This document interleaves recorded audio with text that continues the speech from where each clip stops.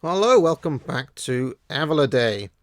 In this video, I'm going to try to help you navigate the vast body of work that is available from Julius Evola that has been translated into English.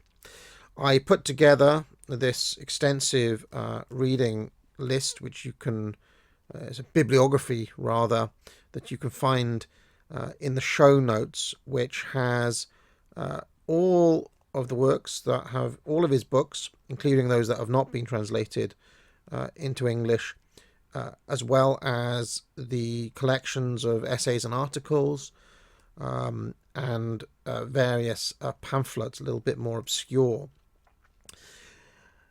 But obviously, anybody confronted with a list as big as this is going to need some guidance as to, well, what do I read first?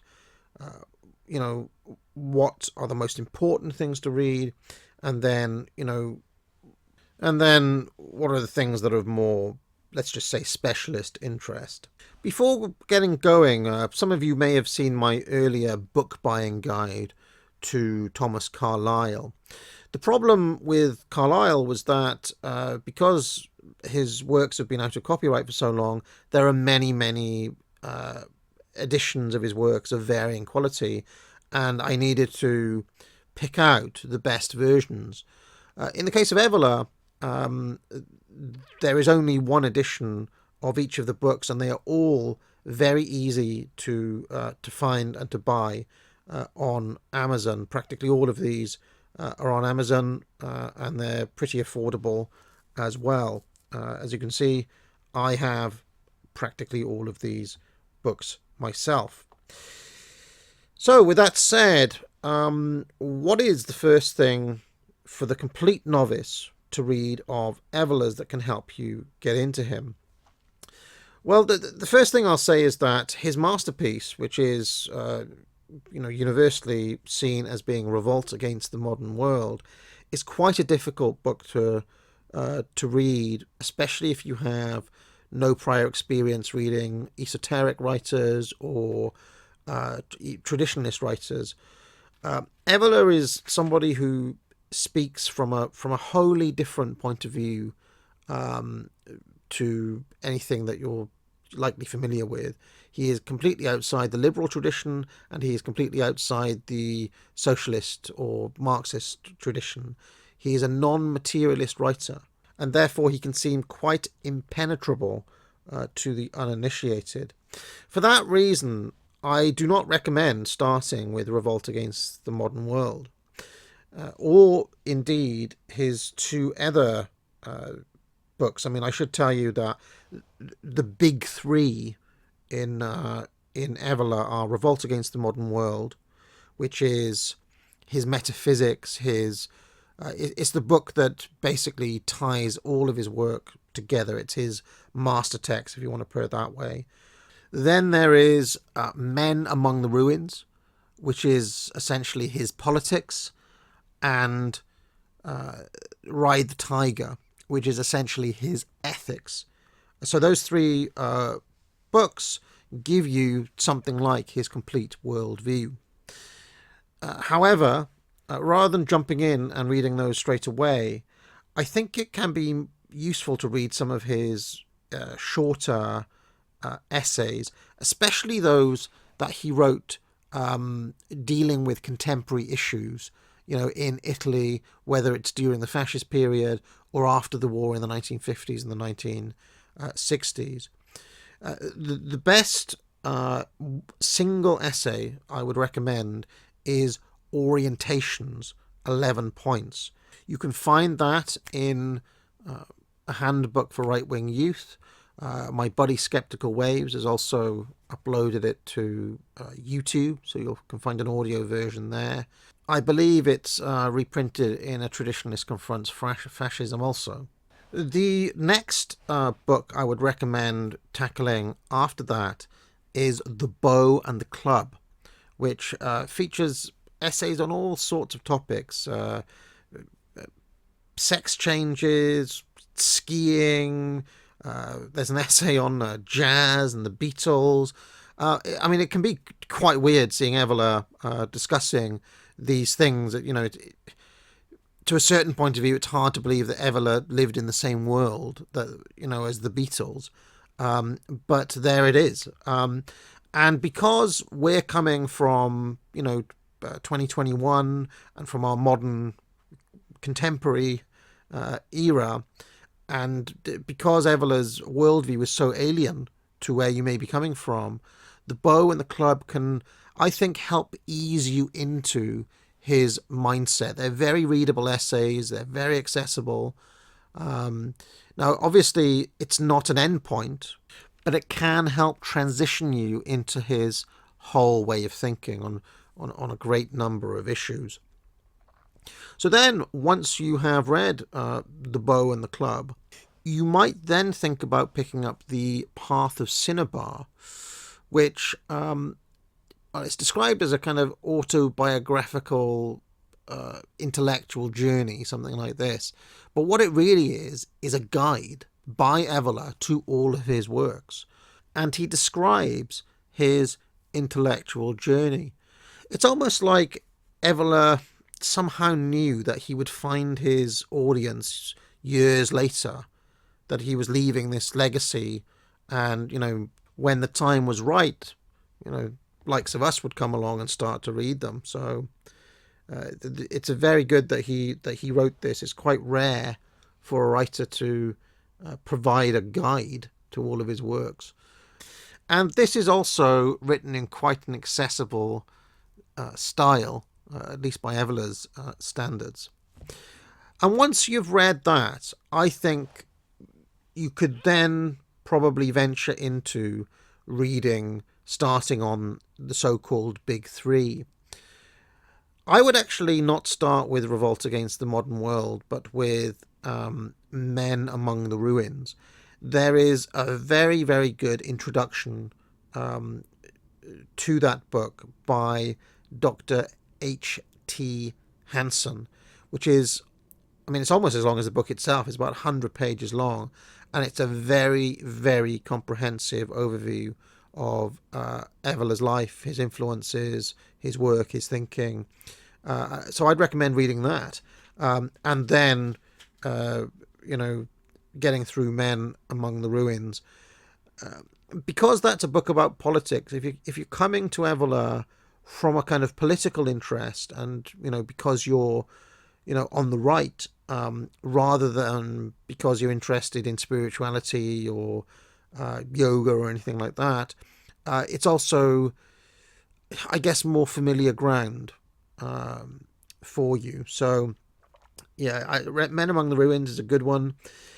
Ride the Tiger is also more accessible, I would say, than Revolt, and it's a lot more, in a strange way, personal, because it's dealing with the problem of how do you live in such a nihilistic and awful time as the one that we do now without succumbing to despair. And it's really a book-length answer to that question. It's a little bit more dense than Men Among the Ruins, because there are some pretty in-depth critiques of existentialism, of Nietzsche, and various other philosophers, so it can get a little kind of abstract and philosophical in places. And then, if you've got to the point where you've gone through orientations, read Bow and the Club, still found the interest to read Men Among the Ruins and Ride the Tiger, I would then, you're probably ready to take on Revolt Against the Modern World. And then once you've finished that, really it depends on what you're interested in as to where you might go next. If your real interest is in the politics or the political side of things, then another good place to land might be his trilogy of books critiquing fascism and National Socialism.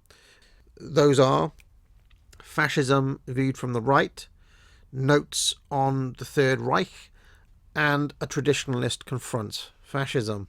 All these books are fairly short and you'd get through them pretty quickly. The gist of them is that Evola, even though he saw some potential in the hierarchies of both fascism and National Socialism, ultimately thought they were too plebeian, too compromised by the idea of the mass man, and also in the case of the Germans, too taken with the idea of biological racism. Another book that may be of interest if your primary attraction to Evola is because of your politics, is The Metaphysics of Power. That was brought out recently by Arctos just a couple of months ago, and there's a lot of very interesting essays in there about all sorts of things, but they're all focused around notions of state and power. Also of interest is The Metaphysics of War, which is popular with a certain audience, but that is also quite an accessible book. It's an easy, if you're military, if you're kind of a, let's just say, of a military bent, or you're interested in military history and things like that, The Metaphysics of War is also not a bad starting place for Evola, period. Although you don't really get all aspects of his thinking in that one, because he's primarily talking about what it means to go to war for a higher purpose, as opposed to for more profane reasons.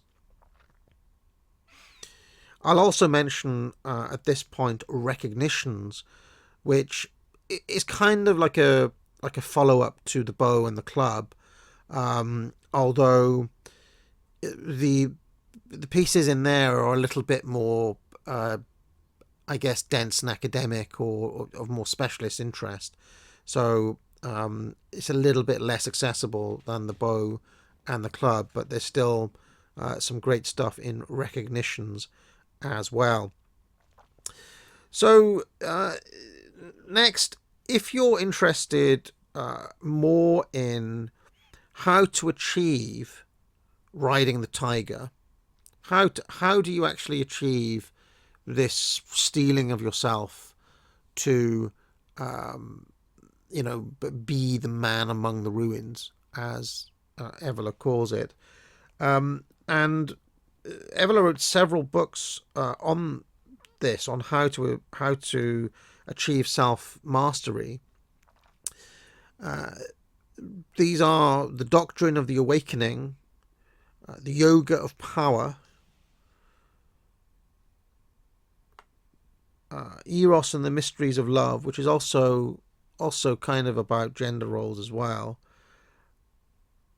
and the collection that was brought out, Meditations on the Peaks, which is about mountain climbing.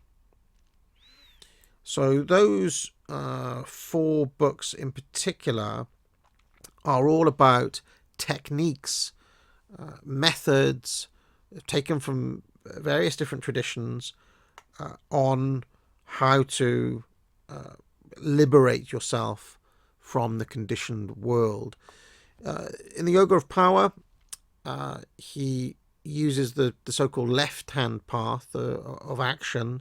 In the Doctrine of the Awakening, it's the right-hand path of contemplation.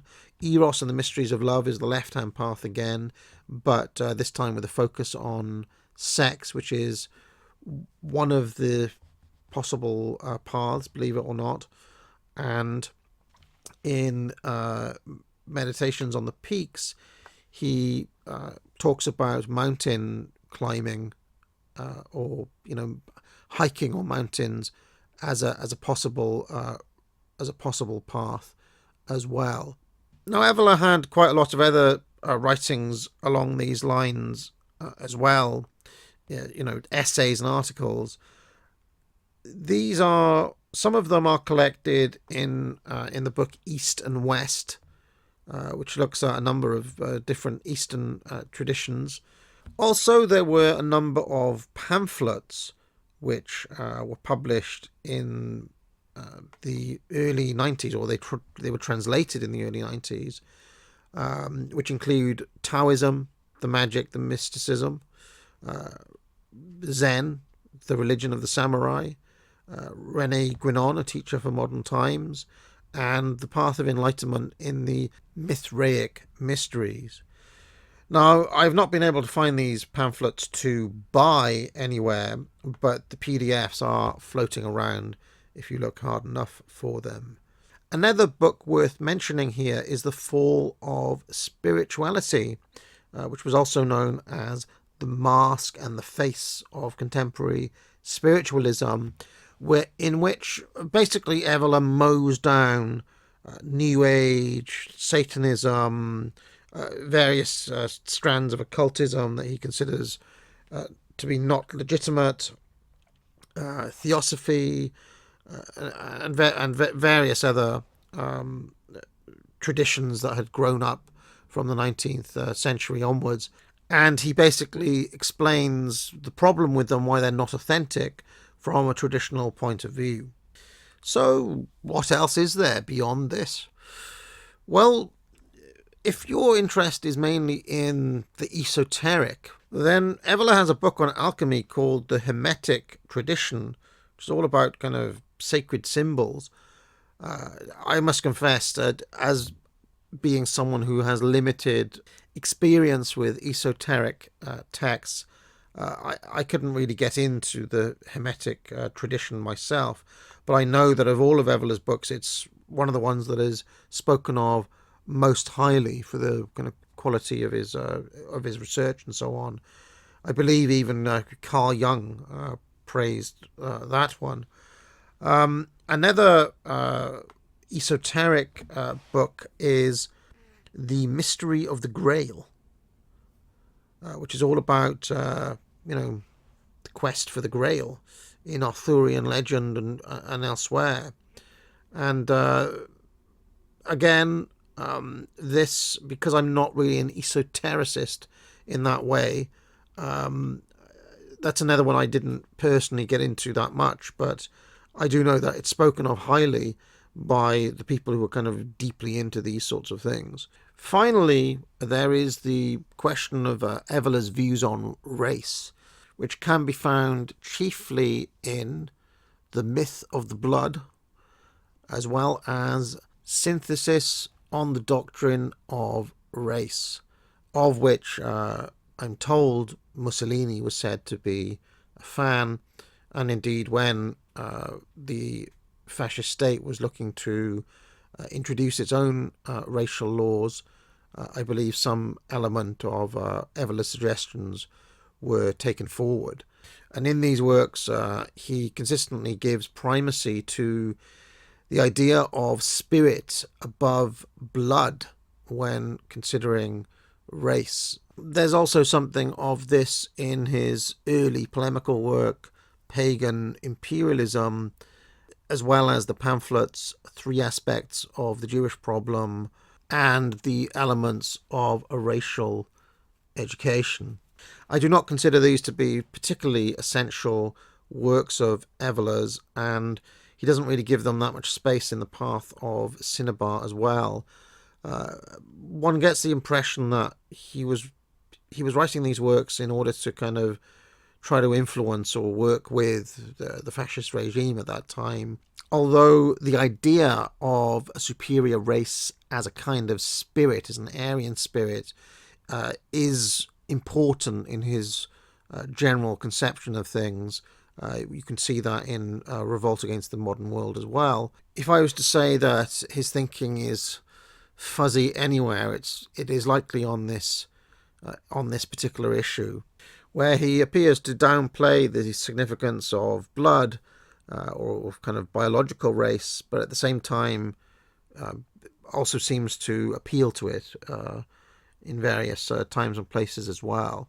So I get the impression that this is the part of Evola's oeuvre that is kind of least well fleshed out, so to speak. And for that reason, I would probably leave this grouping of works till last, unless you have a burning desire to understand Evola on race. And that just about sums it up. Apart from the 3-volume Introduction to Magic that he did with the UR group in the late 1920s or early 30s, which I must confess that I know very little about. I have flicked through those books, but they appear to be only of interest to individuals who are looking to practice certain magical rituals. Well, if that's you, knock yourself out. So I hope this has been helpful. Evola Day will continue. Shortly after this, there will be a discussion of 10 key quotations from Evola's books with myself, my buddy Evelyn, Auron McIntyre, and Furious Pertinax. That's coming up very soon. Friends, Romans, countrymen, shh, come this way. Lend me your ears. Secrets of ancient rhetoric can now be yours for a trifling sum. The art of persuasive argument is all around us. In fact, we are surrounded by it. We live in a rhetorical age, but this is seldom taught and even more seldom explained. It is not for you to know, they said. The master of grammar knows how to write with clarity, precision, and correctness. The master of logic knows how to disarm his opponents with reason alone, and both can be powerful adversaries. But the master of rhetoric can outflank both, caring as he does little for their rules and even less for their defeated tears. The master of grammar asks, "Is this sentence correct? Is this sentence clear?" The master of rhetoric wonders, "Does my speech have the power to sway the passions? Can my words move the crowd?" Yes, it can. Yes, it can. The master of logic trains his mind to eliminate fallacies and formulate correct and well-defined arguments. The master of rhetoric knows that the reasoning mind can be flooded with emotions, that the flood can short-circuit logic and overwhelm his opponent, who will crumple. They will wonder why their well-written, well-reasoned arguments were so defenseless against the rhetor's apparent ability to bend reality to his will. Do the faces in the crowd not see through this dark magic? The master of rhetoric laughed at their wonder. He looked at the bemused, despairing face of the master of logic and spoke. "Harness that wonder, my friend. It was your own beloved Socrates who said, 'The only true wisdom is in knowing that you know nothing.' And wonder is the beginning of wisdom." He turned to the master of grammar. "So lucid and correct your prose, but why does nobody listen to you? It was your own favourite George Orwell who wrote, 'Perhaps a lunatic was simply a majority of one.' Do not rail at the crowd for what is in their nature. Understand what they are, and they will listen to you." And with that, the master of rhetoric was gone. Find out what else he has to say by signing up to Foundations of Rhetoric. Fulfill your destiny and complete the trivium.